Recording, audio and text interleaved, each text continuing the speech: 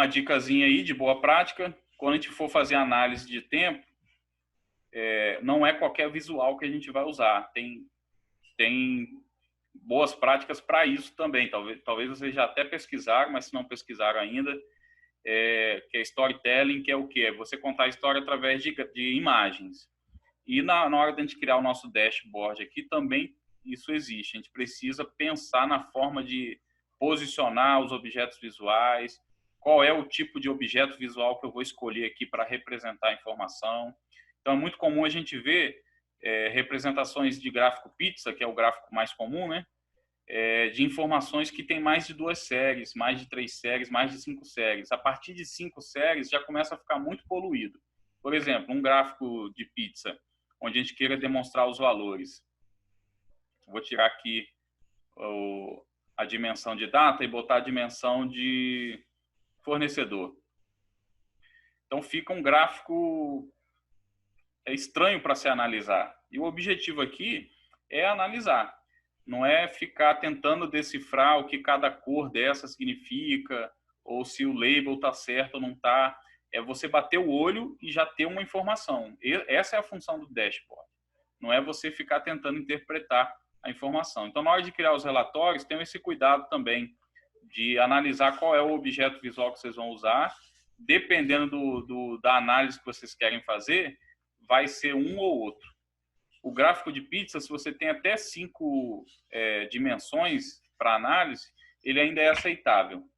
Mas a partir de 5 começa a ficar igual esse daqui, né? Confuso, distrai a pessoa às vezes desanima de analisar a informação ali, porque está muito poluída. Por exemplo, se fosse por empresa, o gráfico de pizza ou de rosca, né, também serviria, porque ele já fica mais apresentável, né? De cara a gente bate o olho e vê que aquela fatia azul, ela é a maior do bolo, então a gente já, se é uma coisa negativa, e aí a cor entra muito nisso também, a coloração dos nossos objetos visuais. Às vezes a gente vê dashboards aí muito coloridos, tem que tomar bastante cuidado com isso, embora seja a preferência de cada um, mas porque às vezes a cor inibe a gente na nossa análise. Cansa o olho, a gente fica com a vista cansada, ou interpreta uma informação errada. Digamos que isso aqui fosse prejuízo e ele tivesse com a cor verde, será que faria sentido? Quando a pessoa batesse o olho, ela já ia tomar um baque, né? Talvez, estou tendo lucro, beleza, ficou tranquilo, não vou nem analisar o restante. Principalmente porque quando a gente vai disponibilizar essa informação para um cliente, para um diretor, para o nosso gerente, a gente tem que pensar em como ele está enxergando, não como a gente enxerga, né? Quando a gente está produzindo o relatório, a gente vai se municiar de informações por todos os lados, mas eles vão se basear no objeto visual. Então tem que ter esse cuidado também. Beleza?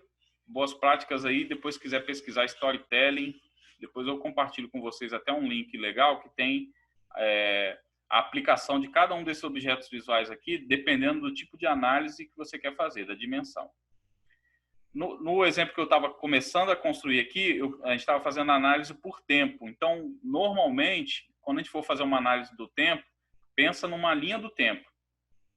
Então, o nosso eixo aqui, ele, digamos que a gente queira analisar por mês, né? Tirar aqui o código da empresa, por mês. Então, o gráfico de pizza vai ser o ideal? Não. O gráfico de rosca? Também não. Ó. Vai ficar a mesma coisa. O funil não vai ficar legal também.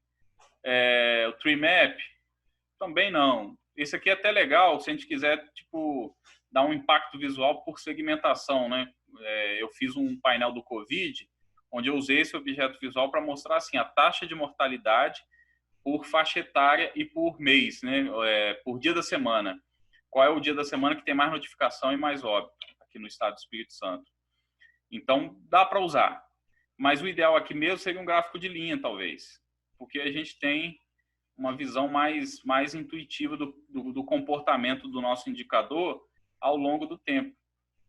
E também dentro desse gráfico aqui tem uma ferramenta de análise muito legal que é o forecast, ou a previsão, onde a gente consegue aí, criar uma previsão do comportamento desse indicador dentro de um período específico. Ó, então, eu teria aqui uma previsão para os próximos 3 meses do comportamento desse meu indicador baseado no histórico de dados que a gente tem para trás. Então, a gente precisa realmente pensar antes de começar a construir os dashboards para não cair, não ficar patinando. Às vezes, está achando que está prestando uma informação correta, assertiva, mas, na verdade, não está.